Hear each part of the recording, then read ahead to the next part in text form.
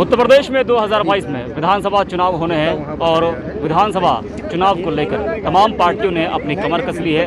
उत्तर प्रदेश में इस वक्त गाड़ियों के हॉर्न की जगह सायरन की आवाज़ें ज़्यादा सुनाई पड़ रही हैं। प्रदेश में तमाम बड़े नेता दिल्ली से प्रदेश में आ रहे हैं, डेरा जमा रहे हैं। असदुद्दीन ओवैसी भी हैदराबाद से उत्तर प्रदेश आ चुके हैं। जोरदार एंट्री मारी है उन्होंने। 3 दिन से वो प्रदेश के दौरे पर थे। पहले अयोध्या गए, फिर सुल्तानपुर गए, आज वो बाराबंकी में आ रहे हैं। तमाम लोग यहाँ पर हैं जो AIMIM के कार्यकर्ता हैं। आपसे बात करना चाहेंगे। ये बताइए, क्या नाम आपका? मेरा नाम चौधरी फैजुर रहमान है। मैं ज़िला बाराबंकी का जिलाध्यक्ष। चौधरी जी, ओवैसी जी यहाँ पर आ रहे हैं बाराबंकी में, तो क्या बदलाव होगा इस बार? और उत्तर प्रदेश का जो मुसलमान है उसके मन में क्या है? देखिए, मुसलमान मुत्तहिद है, मुसलमान हमारे साथ है। मुसलमान ने अब किसी का दरिया बिछाना, किसी को यहाँ जाके दामाद बन के खातिर कराना, मुसलमान ने अब ये छोड़ दिया है। मुसलमान अब अपनी बात करेगा, मुसलमान अब डिप्टी चीफ मिनिस्टर बनेगा और मुसलमान के बिना इस बार सरकार नहीं बनेगी। मेरा सीधा मामला असदुद्दीन ओवैसी साहब से जो भी उनकी बातें हम लोगों ने सुन रखी हैं और जो भी हम लोगों के पास गाइडलाइन आती है उसके तहत कि हिंदू मुसलमान पे राजीद नहीं की जा रही है। हमारी पार्टी सारे धर्म, सारे मज़हब के लोगों को टिकट दे रही है। भवानी चौधरी जी ने यहाँ से आवेदन किया है। हमारी पार्टी सर्वे कराएगी और इंशाल्लाह आने वाले वक्त में भवानी चौधरी जी को यहाँ से टिकट दिया जाएगा। ये तो कांग्रेस भी कह रही है कि जो है हमारी पार्टी धर्म और जाति के नाम पर राजनीति नहीं करती है। वही आप कह रहे हैं बात? भाई, कांग्रेस क्या कह रही है वो हम लोग 70 साल से देखते चले आ रहे हैं। अब नहीं देखना चाह रहे हैं। बहुत देख लिया कि कांग्रेस ने क्या कहा, बीजेपी ने क्या कहा, समाजवादी ने क्या कहा। अब एक बार मौका है हमें भी दिखाने का। अब की बार यूपी के मुसलमान ने मन बना लिया है कि वो मुत्तहिद होकर पतंग चुनाव निशान को दबाएगा और आने वाले वक्त में जितनी भी सीटों पे हम चुनाव लड़ेंगे उनसे बेहतर सीटें जीत के सरकार में हमारी हिस्सेदारी इस बार निश्चित की जाएगी।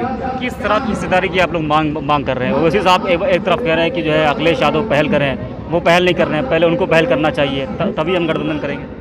देखिए, ओवैसी साहब अपनी जो बात कह रहे हैं कि अखिलेश यादव पहल करें, तो वही सवाल सारी जनता भी पूछ रही है। हम लोग भी सड़क पे जाते हैं, लोग यही सवाल पूछ रहे हैं कि आखिर अखिलेश यादव पहल कर क्यों नहीं रहे। अखिलेश यादव एक बार में 16 मंत्रालय दे सकते हैं एक मुसलमान के नाम पे। अखिलेश यादव मुस्लिम बिरादरियों के ठेकेदार बन सकते हैं। अखिलेश यादव क्यों डिप्टी चीफ मिनिस्टर हमको नहीं दे सकते? डिप्टी चीफ मिनिस्टर की दावे जब हम लोग बात करते हैं तो अखिलेश यादव बैक हो रहे हैं। हम कह रहे हैं कि आप तो हमको कहते हैं ना कि आपने 100 सीटों पे मुस्लिम प्रत्याशी लड़ा दिए। हम तो कह रहे हैं कि हमको 50 सीटें दे दीजिए, मैं लड़े ले रहा हूं। किस की मांग कर रहे हैं आप लोग अखिलेश से? अखिलेश से हमारी सीधी मांग यही है कि भाई, जो ओवैसी साहब का ट्वीट भी था और ओवैसी साहब का बयान भी आया था कि हमको इस बार यूपी में उप मुख्यमंत्री मुस्लिम चाहिए और हम मुस्लिम लोग एकजुट होके, अगर मेरा गठबंधन अखिलेश से होता है तो हम अखिलेश के साथ जाएंगे और अगर मेरा गठबंधन किसी और पार्टी से होता है तो उसके साथ जाएंगे। और मेरा इनकेस गठबंधन किसी से नहीं होता है तो हम मुत्तहिद होकर इस बार पतंग चुनाव निशान को दबा के ये दिखा देंगे कि हमारी शक्ति कितनी है। ये इल्ज़ाम क्यों लगते हैं? अभी मैं बाहर बात कर रहा था लोगों से, वो भी कह रहे थे कि ये वोट काटने के लिए आ रहे हैं। और तमाम जो लोग हैं, चाहे वो पार्टी की बात कर लीजिए, चाहे आम जनता की बात कर लीजिए, मुसलमान खुद कह रहा है कि ओवैसी वो वोट काटने के लिए आ रहे हैं। तो ये इल्ज़ाम क्यों लगता है आपको? भाई, मुसलमान जो कह रहा है उसको आप मुसलमान कहिए, पर वो असल में समाजवादी, जो ऐसी बातें कर रहा है वो असल में समाजवादी है। मानसिकता दबा दी गई है, हमारी मानसिकता ख़त्म कर दी गई है। हमको ये दिखाया गया है कि एक मंत्री जी आके हमारे कंधे पे हाथ रखते हैं और हम बहुत बड़े हो जाते हैं। हमारे बच्चों को, हमारे भाइयों को अखिलेश यादव जी कहते हैं कि ई-रिक्शा दिया जाएगा। हम ई-रिक्शा चलाने लायक हैं? हम कहते हैं हमारे साथ के लड़के, हमारे साथ के भाई, हमारे छोटे भाई इस बार इंजीनियर, डॉक्टर बनने की हिस्सेदारी मांगेंगे।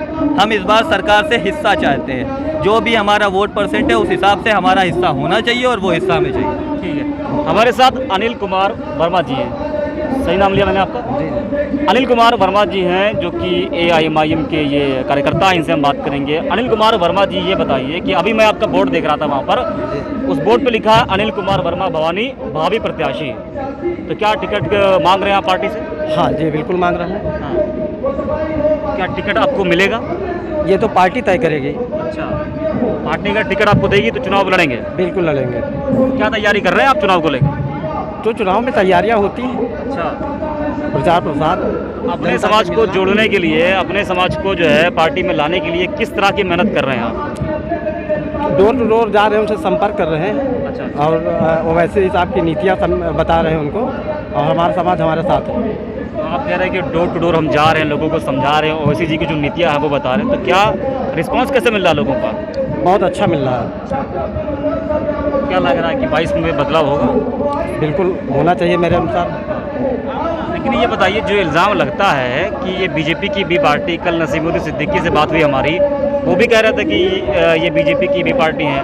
बॉलीवुड के एक एक्टर है KRK, कमाल राशिद खान, उन्होंने भी कहा है कि मायावती और ओवैसी बीजेपी की बी पार्टी है। तो ये तमाम इल्ज़ाम क्यों लगते हैं आपको?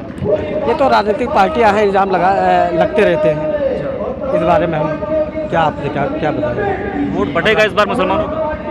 वोट बढ़ेगा इस बार मुसलमानों का? बिल्कुल बढ़ेगा वोट? नहीं, बिल्कुल बटेगा नहीं, बढ़ेगा। बढ़ेगा वोट। क्या नाम है आपका? रियाज है। क्या लग रहा है कि ओवैसी जी आज आ रहे हैं, बाराबंकी आ रहे हैं, तो यहाँ कितना बदलाव देखने को मिलेगा? दादा, बदलाव कितना देखने को मिलेगा? बदलाव पूरे प्रदेश में दिख रहा है। आप सिर्फ बाराबंकी की बात मत कीजिए, और पूरे भारत में बदलाव की लहर चल रही है। पूरे इंडिया में आप देख लीजिए। आप तो एक अच्छे जर्नलिस्ट आदमी हैं, आपको पता होगा कि भारत की सियासी पार्टियों में आप आकलन कर लीजिएगा, कंपैरिजन कर लीजिएगा, सबसे तेजी के साथ कौन सी पार्टी पॉपुलर हो रही, बढ़ रही है, सबसे ज़्यादा नीतियों को अपनाने वाले कौन है। ये कहा कि पूरे भारत में पार्टी बढ़ रही है, तो फिर उत्तर प्रदेश में सिर्फ 100 सीटों पर ही चुनाव लड़ने का ऐलान क्यों किया ओवैसी ने? क्यों 403 विधानसभा सीटों पर चुनाव लड़ने का ऐलान नहीं किया?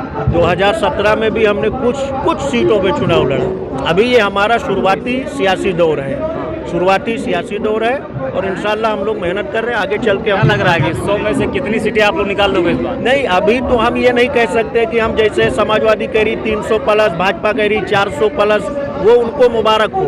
हम अपनी मेहनत करके, दावे से नहीं, मेहनत से सीटें। बिहार में 5 सीटें निकाली थी आपने, तो उत्तर प्रदेश में कितनी सीटें निकालने की उम्मीद है? उत्तर प्रदेश में हम सीटों के एग्जिट सर्वे नहीं दे सकते, ये आप लोगों का काम है, सर्वे देना।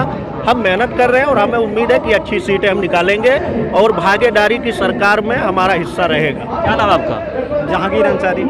आखिर जी ये बताइए, इस बार का जो मुसलमान है, आप तो खैर नौजवान हैं, ये बताइए कि मुसलमान किधर जाएगा इस बार यूपी के चुनाव में?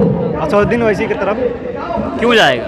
बिल्कुल जाएगा, वो हमारे लिए हक की आवाज़ उठा रहे हैं, हर काम में मेरे लिए वही है। तो ये बताइए, मुसलमानों के लिए तो अखिलेश यादव ने भी बहुत कुछ किया, कहा जाता है। 1 मिनट, अखिलेश यादव ने तमाम मदरसों को एडिट कराया है, तमाम मदरसों में मुसलमानों को नौकरियाँ दिलाई है, तो तमाम मुसलमान तो ये भी कहते हैं ना। अखिलेश यादव तो ये भी बोले थे कि 18% मुसलमानों का आरक्षण मिलेगा। कहाँ मिला आपको? बिल्कुल नहीं मिला। तो फिर मुसलमान क्यों अखिलेश को चुनता आ रहा है कई सालों से? मुसलमान को कुछ हो ही नहीं रहा है, मुसलमान के कोई मुद्दा पर आवाज़ उठा ही नहीं रहा है अखिलेश यादव। जो मुसलमान का आवाज़ उठाएगा, जिसके लिए जो आवाज़ उठाए, उसी के लिए देखा कहा जाता है कि ये वोट काटने के लिए यहाँ पर आ रहे हैं, नुकसान करेंगे सपा का। बिल्कुल नहीं काटने आए हैं हम लोग, हिस्सेदारी के बात करने आए हैं।